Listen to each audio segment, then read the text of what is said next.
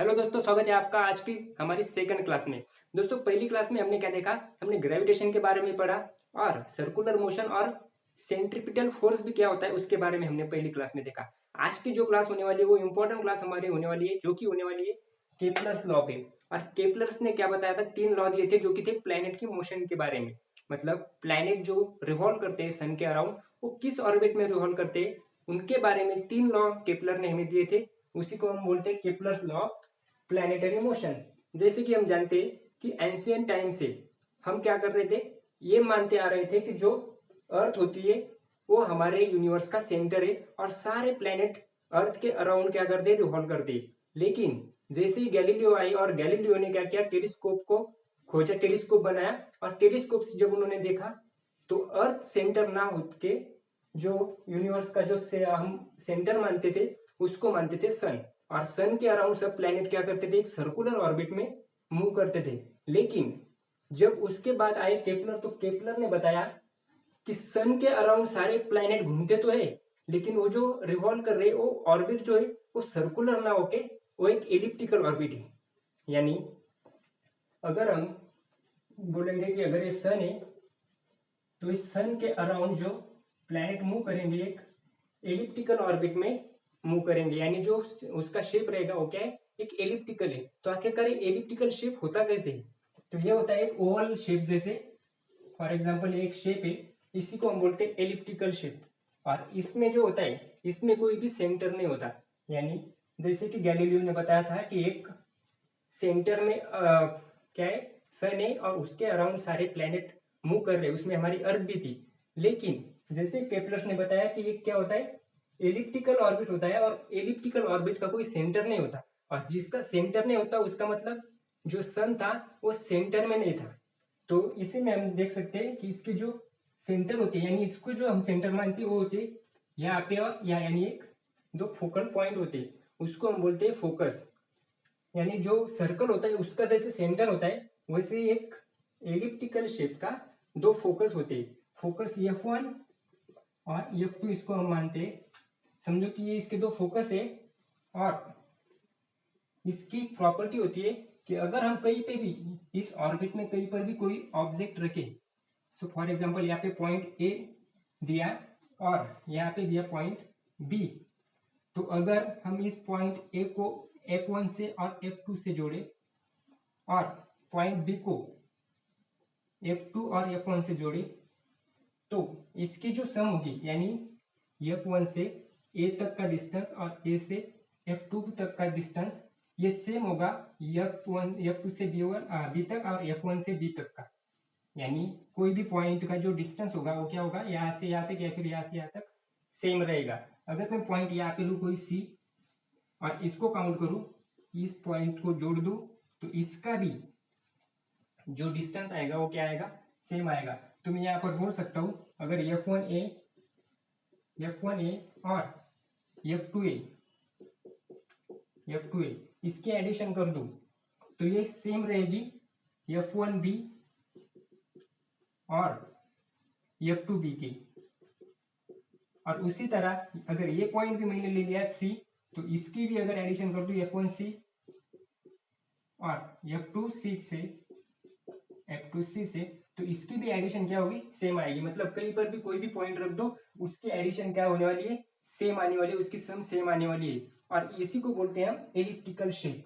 और जो ऑर्बिट होता है, जो कि प्लैनेट घूमते, मतलब ऑर्बिट मतलब क्या, रिवॉल्यूशन, उनका जो रिवॉल्व करने का जो पाथ होता है, उनका जो रास्ता होता है, उस पाथ का जो शेप है वो एक सर्कल नहीं है, वो क्या है, एक एलिप्टिकल शेप है।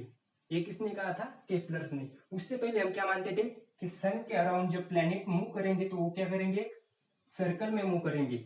लेकिन उसकी थ्योरी को, यानी गैलीलियो की थ्योरी को केपलर ने रॉन्ग साबित किया, गलत साबित किया और बताया कि ये जो प्लैनेट थे वो एक एलिप्टिकल शेप में क्या करते, रिवॉल्व करते। और उसके बारे में उसने 3 लॉ दिए, उसी को हम कहते हैं Kepler's law of planetary motion. तो एक एक करके हम तीनों लॉ यहाँ पे देखेंगे। तो अभी हमने देखा कि जो प्लैनेटरी मोशन पे केपलर ने लॉ दिए थे वो थे 3। उसमें से जो फर्स्ट लॉ था वो अगर हम देखेंगे तो फर्स्ट लॉ केपलर का क्या कहता है, इसमें उसने कहा कि जो ऑर्बिट का शेप है उस शेप के बारे में बताया। मतलब the orbit of the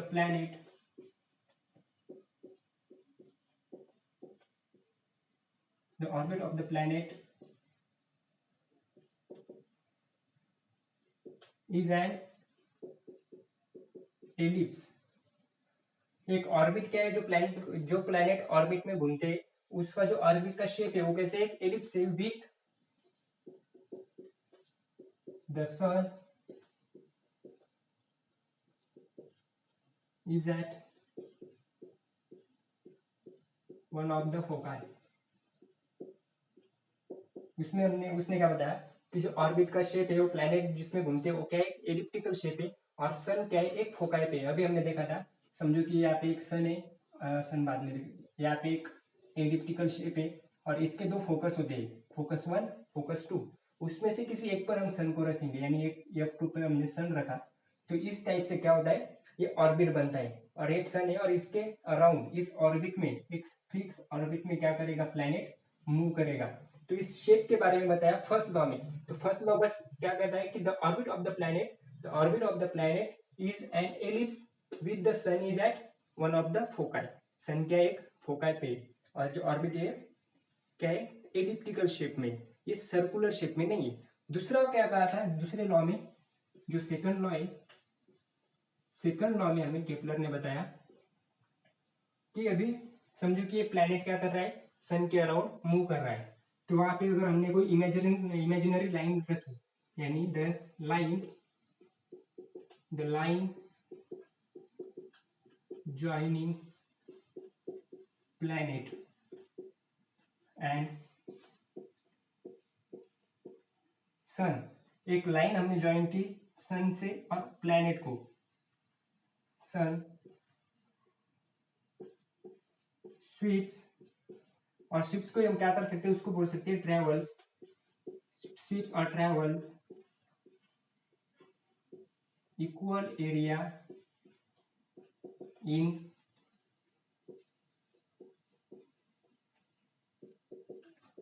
equal interval of time. For example अभी यहाँ पे एक सन है और एक प्लैनेट है, प्लैनेट या फिर कोई अर्थ हम ले सकते हैं, अर्थ है प्लैनेट, सन और अर्थ के बीच में अगर हमने कोई इमेजिनरी लाइन रखी और कहा कि ये जो लाइन है ये कुछ टाइम पर मतलब फिक्स टाइम में यहाँ से यहाँ तक मूव करती है, यहाँ से यहाँ तक मूव करती है, यहाँ से यहाँ तक गई, पॉइंट ए से पॉइंट बी तक गई, और उसको लगने वाला जो टाइम था वो था टाइम टी। कुछ फिक्स टाइम में ए से बी तक गई, तो यार समझ लो कि किसी दूसरे पॉइंट पर या पॉइंट सी, और सी से गई यहाँ पे डी तक, पॉइंट डी तक गई, और ये वाली लाइन ये वाली सी से डी तक गई, तो इसका और इसका जो एरिया रहेगा वो सेम रहेगा। दूसरा अगर कोई पॉइंट रखेंगे हम यहाँ पे पॉइंट ई और पॉइंट एफ, तो यहाँ पे जो लाइन रहेगी ये यहाँ इतना डिस्टेंस कवर करेगी। समझ लो क्या बोला कि the line joining the planet and the sun, हमने यहाँ पे 3 कंडीशन रखी, फर्स्ट सेकंड और थर्ड। हम यहाँ पे और भी ले सकते हैं या फिर 2 भी बस हो गई। उसमें हमने क्या देखा कि जो पहले प्लैनेट था यहाँ पे था, इस पोजीशन पे से इस पोजीशन पे जाने के लिए उसे टाइम टी लगा, उतने ही सेम टाइम में सी से डी तक जाने के लिए भी लगा, और उतने ही टाइम में उसने ई से एफ तक डिस्टेंस कवर किया। मतलब हम देख सकते हैं टाइम क्या है कांस्टेंट है, यहाँ पे भी टाइम उतना ही, टाइम यहाँ पे भी उतना ही, टाइम यहाँ पर भी उतना है। लेकिन अगर हम देख पा रहे हैं तो यहाँ पे इसने डिस्टेंस सबसे ज्यादा कवर किया, यहाँ पे उससे कम, और यहाँ पे सबसे ज्यादा कम। मतलब सेम टाइम में जो डिस्टेंस कवर हो रहा है उसके ऑर्बिट में वो चेंज होता जा रहा है, यानी हर पॉइंट पे क्या होगा डिस्टेंस चेंज होगा। तो उसके बारे में क्या बोला कि वो डिस्टेंस क्या होगा अलग होगा, फिर भी उनका जो एरिया रहेगा वो एरिया क्या रहेगा सेम रहेगा, equal area in equal interval of time. यानी ए से बी तक जाने के लिए टी टाइम में उसने जितना एरिया कवर किया उतने ही टाइम में वो सी से डी तक जाने के लिए जितना कवर करेगा वो एरिया सेम रहेगा, और उतना ही एरिया ई से एफ तक जाने के लिए भी सेम रहेगा। यानी अभी यहाँ पे इसका जो डिस्टेंस डिफरेंट दिख रहा है हमें, यहाँ पे अलग दिख रहा है, यहाँ पे अलग दिख रहा है, यहाँ पे अलग दिख रहा है, वो किस वजह से हुआ वो हो रहा है इसकी वेलोसिटी की वजह से। हम जानते हैं कि जब प्लैनेट के और सन के बीच में जो डिस्टेंस कम, यानी डिस्टेंस कम था, तो उसकी वेलोसिटी ज्यादा रहेगी। अगर कोई भी प्लैनेट यानी दो ऑब्जेक्ट के बीच में अगर डिस्टेंस कम रहेगा तो उसमें जो फोर्स लगेगा, फोर्स क्या होगा, ज्यादा लगेगा। डिस्टेंस कम तो फोर्स ज्यादा लगेगा, और ज्यादा फोर्स की वजह से इस प्लैनेट में जो इसकी मूव करने की जो वेलोसिटी थी, जिस स्पीड से वो जा रहा था, उसका स्पीड ज्यादा रहेगा, और यहाँ पे वो स्पीड कम होता है जो दिखाई देगा, और इससे भी ज्यादा कम यहाँ पे दिखाई देगा। क्यों? क्योंकि यहाँ पे डिस्टेंस सबसे ज्यादा है, और उसके वेलोसिटी की वजह से वो क्या कर रहा है, उसके डिस्टेंस में हमें चेंज दिखाई दे रहा है, वेरिएशन दिखाई दे रहा है। लेकिन भले ही उसमें वेरिएशन हो उसके डिस्टेंस में, लेकिन उसका जो एरिया होगा वो क्या होगा, इक्वल एरिया होगा in equal interval of time. तो सेकंड लॉ भी आपको समझ में आ गया होगा। थर्ड लॉ क्या कहता है? जो थर्ड लॉ था, थर्ड लॉ में हम देख सकते हैं, समझ लो कि अभी कोई यहाँ पे हमने लिया एक सन, दूसरी डायग्राम यहाँ पे ले लिया प्लैनेट को, और अभी यहाँ पे हमें बताया कि जो टाइम पीरियड होगा, यहाँ पे ले सकते हैं हम टी, फॉर एग्जांपल यहाँ पे मैंने कह दिया जो यहाँ पे टी टाइम था, अगर उसको पूरा रिवॉल्व करना है, एक पूरा राउंड, पूरा चक्कर कंप्लीट करना है, तो उसको पूरा करने के लिए अर्थ अगर ले लिया हमने, प्लैनेट यानी अर्थ है, तो उसको 1 साल लगेगा। यानी उसका जो टाइम पीरियड टी होगा वो क्या होगा, टी इज इक्वल टू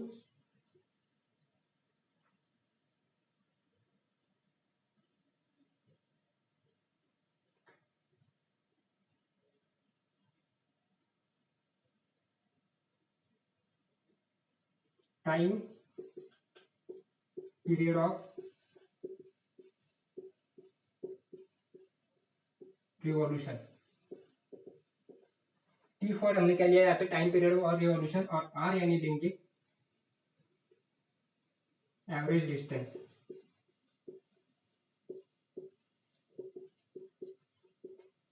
यानी थर्ड लॉ में केपलर ने क्या बोला कि जो टाइम लगेगा उसको पूरा रिवॉल्यूशन करने के लिए, उसका स्क्वायर यानी टी स्क्वायर, ये डायरेक्टली प्रोपोर्शनल होगा उसके एवरेज डिस्टेंस के क्यूब का। तो यही है हमारा थर्ड लॉ। थर्ड लॉ में क्या बताया कि पूरा रिवॉल्यूशन करने के लिए, एक पूरा चक्कर लगाने के लिए, इस प्लैनेट को जो टाइम लगने वाला है उस टाइम का स्क्वायर, ये उसके एवरेज डिस्टेंस का, समझ लो यहाँ पे डिस्टेंस सबसे ज्यादा है और यहाँ पे सबसे कम है, तो इसका अगर हम एवरेज डिस्टेंस निकालेंगे तो आर आएगा, और आर ये एवरेज डिस्टेंस का क्यूब, ये डायरेक्टली प्रोपोर्शनल होगा उसका टाइम के स्क्वायर का। यानी टाइम पीरियड वाले पूरे रिवॉल्यूशन पे उसको जो टाइम लगेगा उसके स्क्वायर का डायरेक्टली प्रोपोर्शनल होगा। तो इसको हम बोल सकते हैं square of the square of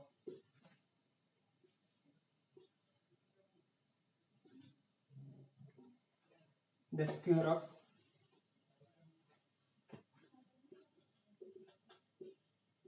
time period of revolution is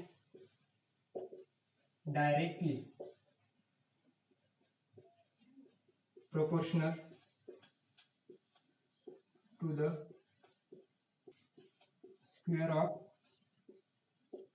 average distance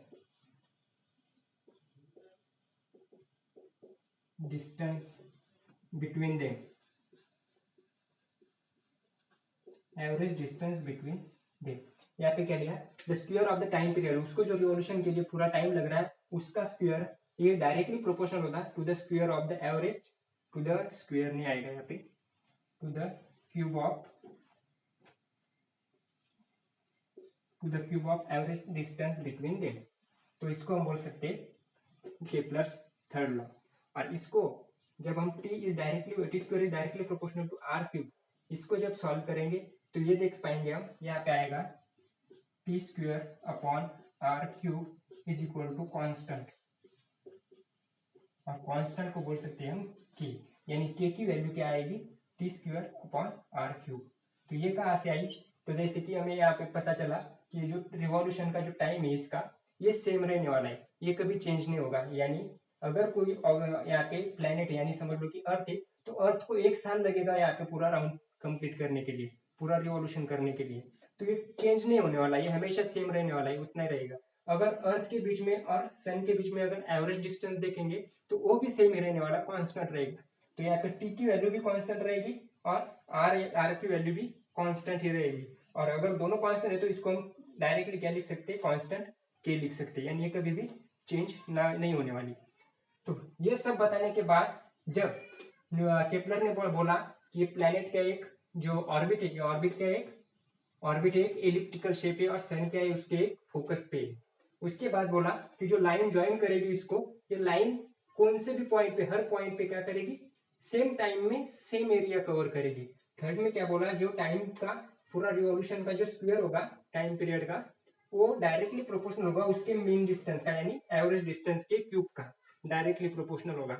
उसके बाद जब केपलर से पूछा कि ये जो तुमने बताया कि ये जो सन के अराउंड सारे जो प्लैनेट है ये एलिप्टिकल ऑर्बिट में चक्कर लगाते, तो आखिरकार why this all planets obey this law, ये जो लॉ है ये सारे प्लैनेट इसी ऑर्बिट में क्यों घूमते, वो इस ऑर्बिट को छोड़ के बाहर भी जा सकते थे, अंदर भी आ सकते थे, लेकिन वो सारे के सारे इसी लॉ को क्यों फॉलो करते।